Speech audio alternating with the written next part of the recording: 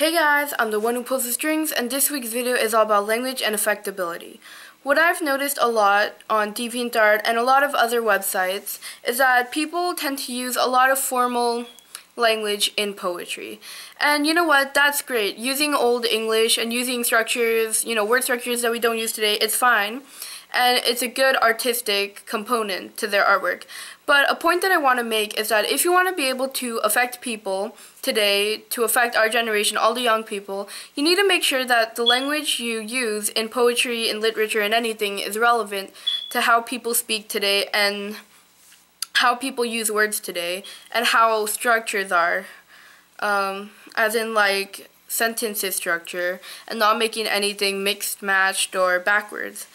And despite writing a lot of poetry, I don't read a lot of poetry because a lot of the times I find it difficult to read because a lot of people use very big words, and I don't always want to translate it all the time, and a lot of the times it just becomes really confusing.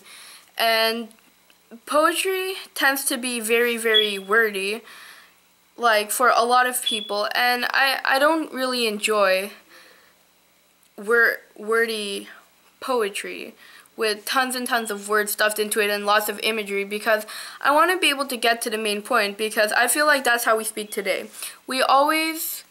Today we speak very aggressively and quite bluntly, and that's not a big deal in all honesty. I kind of like that way, and probably the reason why is because I grew up in this generation and I am a young person, and that's how I tend to like to read stuff. Kind of more aggressive, blunt, straight to the point.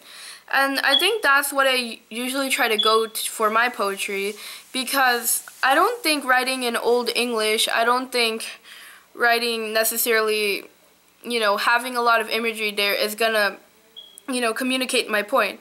But it really depends on each writer, you know what I mean? Because some writers do want their readers to feel something, like to feel a certain type of emotion very, very deeply, or to imagine they're in some place or their world, or, just to get into the poet's mind. But, if you really do want to make a very quick effect on a person, on how they think and everything, I think being aggressive, I think being blunt, I think being straightforward is the best way to go, because honestly, I don't know how much time a person has to read. Like, in all honesty, on DeviantArt literature, a lot of the times it isn't a big thing. Not as much as digital art is, not as much as traditional art is, or, just a visual kind of artwork. But I don't know, because it might be because that people don't have a lot of patience to read through all the words, to grasp all of its meaning, and that's okay too, because that's how we kind of speak these days, don't we? We use a lot of slang, we use a lot of shortened words to communicate a big idea, and we do that because we don't really have the patience, we don't have to use a lot of words to communicate one idea. So that's kind of the thing I wanted to discuss today, because I see a lot of that on DeviantArt, and I recently made a poem called Fancy Words for a contest, and the theme was modern art, so I thought, what was more modern than using modern language, right?